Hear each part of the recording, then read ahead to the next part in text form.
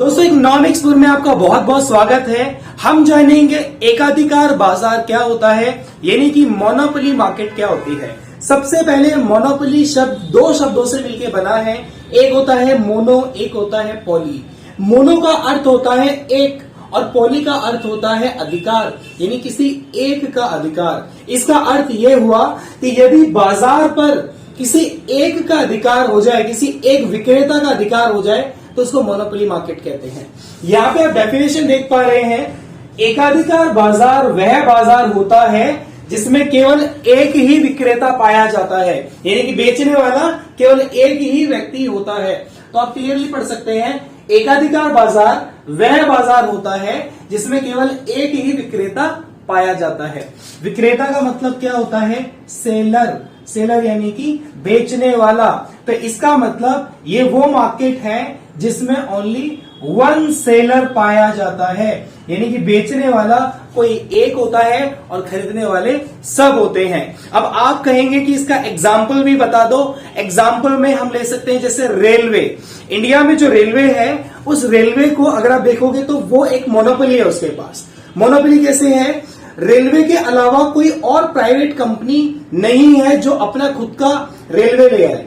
ये सिर्फ जो हमारी भारत सरकार है, इंडियन गवर्नमेंट है, उसी के पास ये एक अधिकार है कि वो रेलवे भारत के अंदर रन कर सकती है, कोई और प्राइवेट कंपनी रन नहीं कर सकती। ऐसे ही बहुत सारी कंपनीज हैं जिनके पास एक मोनोपोली राइट होता है। तो इसका मतलब ये कि मोनोपोली मार्केट एक ऐसा मार्केट होता है जिसमें बेचने वाला केवल एक ही सेलर होता है, लेकिन खरीदने वाले बहुत सारे लोग होते हैं। अब यहां पे ये तो हमने समझी इसकी मीनिंग और डेफिनेशन। अब बात करते हैं कि इस मार्केट के फीचर्स क्या क्या होते हैं। दोस्तों इसके फीचर्स में सबसे पहला फीचर्स आता है वन सेलर, यानी कि सिंगल सेलर, एक ही विक्रेता, जो कि अभी हमने डेफिनेशन में भी पढ़ा था। एक चीज आपको याद रखनी है, जो इसकी विशेषताएं हैं उन्हीं पॉइंट से आप इसकी डेफिनेशन भी बना सकते हैं। वन बाय वन सारे पॉइंट्स आपको बताऊंगा और उसी से ही आप इसकी डेफिनेशन भी बना सकते हैं। हाँ, तो इस मार्केट की विशेषता यह है कि इसमें कोई सिंगल सेलर ही पाया जाता है, बहुत सारे सेलर नहीं होते, एक ही सेलर होता है और खरीदने वाले बहुत सारे कंज्यूमर्स होते हैं।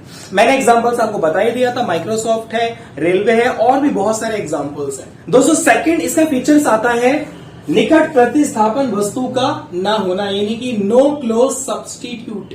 इसका क्या मतलब होता है? सब्सटीट्यूट का मतलब देखो क्या होता है। जैसे मान लो कि ये मार्कर है, इस मार्कर अगर ये मार्कर खो जाता है तो इस मार्कर की जगह पर हम क्या यूज कर सकते हैं लिखने के लिए? मान लीजिए कि मैं स्केच कलर का इस्तेमाल करता हूं, तो स्केच कलर इस मार्कर का सब्स्टिट्यूट हो गया। अगर आप कोका कोला लेने जाते हैं दुकान पर और दुकान वाला कहता है कि भाई मेरे पास कोका कोला तो है नहीं, मैं आपको पेप्सी दे दूं, तो आप क्या कहते हैं? चलो कोई बात नहीं, पेप्सी दे दो। क्यों? क्योंकि कोका कोला भी कोल्ड ड्रिंक का काम कर रही है और पेप्सी भी कोल्ड ड्रिंक का काम कर रही है, तो ये दोनों एक दूसरे के सब्स्टिट्यूट होते हैं। यानी कि एक वस्तु, कोई भी वस्तु जो एक दूसरे के स्थान पर प्रयोग में लाई जा सकती है, उसको हम सब्स्टिट्यूट कहते हैं। जैसे चाय की जगह पे आप कॉफी भी पी सकते हैं, टेस्ट अलग होता है बट प्रिफर आप कर सकते हैं। तो ऐसे ही इस मार्केट के अंदर जो भी कंपनी है, जो भी बाजार है, इसके अंदर जो सेलर है, सिंगल सेलर, उसका कोई भी क्लोज सब्स्टिट्यूट नहीं होता, यानी कि उसके जैसी वस्तु कोई और नहीं बेच रहा होता है। मैंने एग्जाम्पल में आपको रेलवे दिया था। अब रेलवे का कोई निकट सब्स्टिट्यूट नहीं है। अब आप कहेंगे कि सर हम रेलवे में तो नहीं जा सकते। मान लिया कि हम रेलवे में नहीं जा सकते, बट रेलवे के अलावा हम बस से जा सकते हैं या फिर हम कार से जा सकते हैं। तो जा सकते हो, ऑब्वियसली आप जा सकते हो, इसलिए यहां पे एक वर्ड यूज किया गया है निकट, क्लोज सब्स्टिट्यूट। कार से आप जा सकते हो, कार से ट्रेवल कर सकते हो, बस से ट्रेवल कर सकते हो, बाइक से ट्रेवल कर सकते हो, लेकिन ये रेलवे का कोई क्लोज सब्स्टिट्यूट नहीं है। क्यों?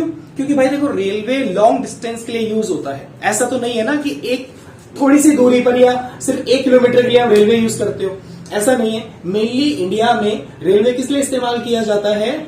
लॉन्ग डिस्टेंस के लिए, है ना। लोग एक स्टेट से दूसरे स्टेट जा रहे हैं तो उसके लिए ना बस नहीं चलती है, ठीक है। या फिर अगर आप कार से जाएंगे तो इतना ज्यादा कन्वीनियंट नहीं होगा आपके लिए, आपका बहुत ज्यादा किराया लग जाएगा। जबकि रेलवे बहुत ही रीजनेबल प्राइस पर या रीजनेबल टिकट के प्राइस पर आपको ट्रेवल करने की सुविधा प्रदान करता है। तो इसलिए रेलवे का कोई सब्स्टिट्यूट नहीं है। इस वजह से ये इसका एक फीचर है।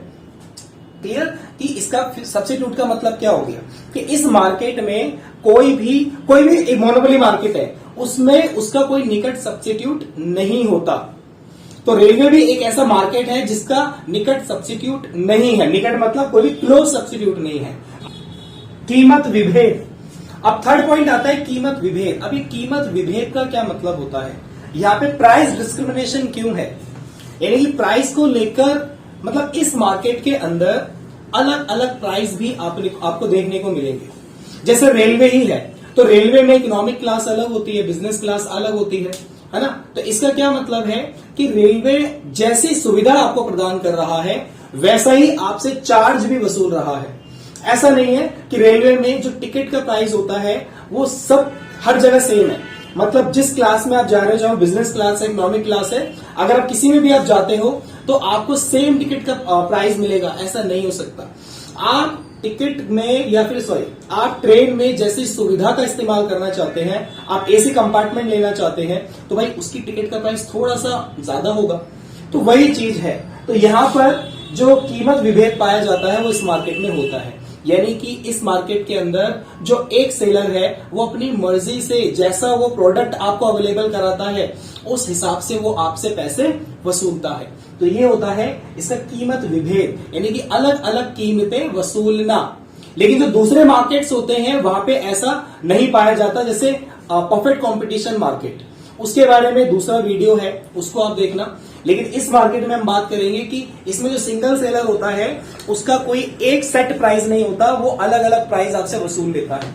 मैं एक और एग्जांपल देता हूं आपको। जैसे हम बिजली का इस्तेमाल करते हैं, है ना। तो बिजली का जब हम इस्तेमाल करते हैं तो ऐसा तो नहीं है ना कि भाई अगर आपकी बिजली वाले से लड़ाई हो जाए, जो आपका मीटर लगाने आया, और आपने उसको ये बोला कि भाई हमें आपकी बिजली नहीं चाहिए, जाओ हम कहीं किसी और से अपना मीटर लगवा लेंगे। किसी और से मीटर आप लगवा लोगे, लेकिन है तो सेम उसी कंपनी का और आप उस कंपनी से ही लड़ रहे हो, आपको उस कंपनी से ही प्रॉब्लम है। तो फिर क्या होगा? आप कह रहे हो हमें यूनिट रेट ज्यादा लगता है, आप कहते हो बिजली बार बार चली जाती है। तो इसका आपके पास कोई सब्स्टिट्यूट है? देखो वैसे तो आजकल बहुत सारे सब्स्टिट्यूट आ गए हैं, इन्वर्टर आ गए, बैटरी आ गई, बहुत सारी चीजें हैं, सोलर पैनल भी लोग इस्तेमाल करते हैं, बट अभी वो इतना कन्वीनियंट नहीं है जितना कन्वीनियंटली आपको जो बिजली आपके पास आ रही है। जैसे बीएसईएल राजधानी लिमिटेड है, ठीक है, और भी बहुत सारे यहाँ पे कंपनीज है जो आपको बिजली प्रोवाइड करती है। पर अगर आप उसको ये कंप्लेंट करेंगे कि भाई हमें आपकी कंपनी का मीटर नहीं लगवाना, तो ये पॉसिबल नहीं है, क्योंकि आपके एरिया में तो सिर्फ वो ही बिजली को सप्लाई करता है, कोई और सप्लाई नहीं करता है। तो वही चीज है कि वो आपसे फिर अलग अलग कीमतें वसूलेगा। अगर आपको घर में बिजली सप्लाई करता है तो वो डोमेस्टिक रेट से बिजली पैसे वसूलेगा, लेकिन अगर आपको वो फैक्ट्री में बिजली सप्लाई कर रहा है या कमर्शियली कोई भी आप बिजनेस के लिए बिजली का इस्तेमाल करते हैं, तो फिर वो आपको 8 रुपए से लेकर मतलब 8 रुपए तक आपसे पर यूनिट के हिसाब से चार्ज करता है। आप कभी आपके बिल पे चेक करना, आपने देखा भी होगा। तो वही चीज है कि इस मार्केट में जो भी सिंगल सेलर होते हैं वो अपने प्रोडक्ट का अलग अलग प्राइस वसूलते हैं डिपेंडिंग अपॉन कि उनको किस प्रोडक्ट को कौन सा कंज्यूमर खरीदने आ रहा है।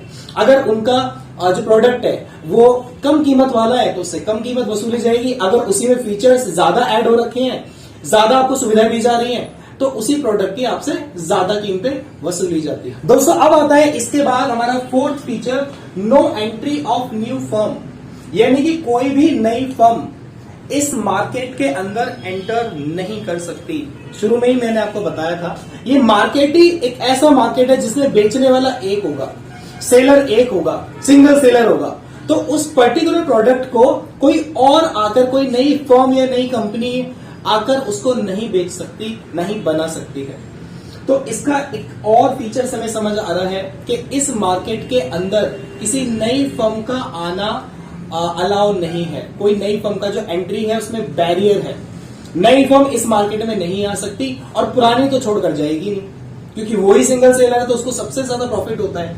और जब कोई भी कंपनी प्रॉफिटेबल है, उसको प्रॉफिट हो रहा है, तो वो क्यों बेचकर जाएगी, क्यों वो अपनी कंपनी बंद करेगी। तो वही बात है कि इस मार्केट में एक सिंगल सेलर होता है, वही उसको बेच रहा होता है, पूरे मार्केट पर उसी का ही एकाधिकार होता है, ठीक है, और बहुत ही ज्यादा, बहुत ही लार्ज स्केल पर वो प्रोडक्ट को बनाकर उसकी सप्लाई करता है।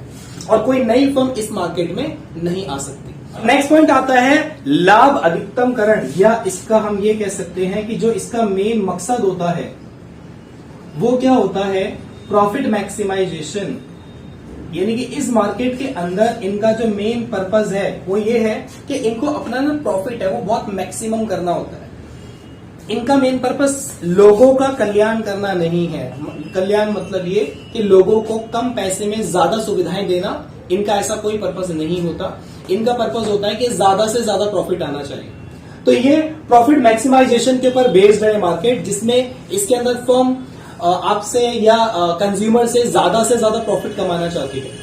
तो इसमें इस फर्म का जो पर्पस है, यानी कि मार्केट में या सोसाइटी में रहने का जो पर्पस है वो सोशल वेलफेयर वर्क कम करना, बल्कि उससे ज्यादा मार्केट में से ज्यादा उसको प्रॉफिट कमाना, ज्यादा उसका पर्पस होता है। तो ये 5 फीचर्स इसके हो गए हैं। दोस्तों नेक्स्ट जो इसका फीचर्स है वो ये है कि भाई इसका जो कर्व होता है ना, इस मार्केट में जो कर्व होता है फर्म का, वो नीचे की ओर डाउनवर्ड होता है। ठीक है, मतलब उसका जो ढलान है वो नीचे की तरफ होगा।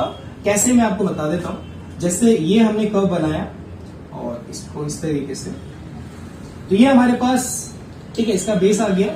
अब इसका जो कर्व बनेगा, ठीक है, वो कर्व कैसा बनेगा, वो कर्व कुछ इस तरीके से बनेगा, नीचे की ओर ढालू बनेगा, है ना। जो इसका कर्व है आप इसको AR ले सकते हैं। तो ये जो इसका कर्व है ये नीचे की ओर ढालू बनेगा। नीचे की ओर ढालू होने का मतलब क्या है, यानी कि इसका जो ये कर्व है वो ये दिखाता है कि भाई जब मार्केट के अंदर पहले प्राइस इतना है और अगर प्राइस गिरकर इतना हो गया तो क्वांटिटी बढ़ेगी, यानी लोग ज्यादा से ज्यादा डिमांड इसकी इंक्रीज करेंगे। तो जब प्राइस कम होता है, प्राइस कम होने पर डिमांड क्या होती है, इंक्रीज हो जाती है, जिसकी वजह से इसका जो कर्व है वो ऐसे डाउनवर्ड होता है। डाउनवर्ड का मतलब ये नहीं होता कि डिमांड गिर रही है। डाउनवर्ड का मतलब ये होता है कि आपकी जो डिमांड है और ना उसकी क्वांटिटी क्या हो रही है, इंक्रीज हो रही है, वो आगे की तरफ बढ़ रही है। तो डाउनवर्ड का मतलब ये है कि भाई प्राइस कम होने पर, और ऑब्वियस सी बात है इस मार्केट के अंदर, जैसे अगर मान लो कि बिजली की यूनिट रेट बहुत सस्ती हो जाए तो लोग केयरलेस हो जाएंगे, है ना। मतलब फिर वो केयरलेस कहने का मतलब ये कि पंखा चला छोड़ देंगे, लाइट चली छोड़ देंगे।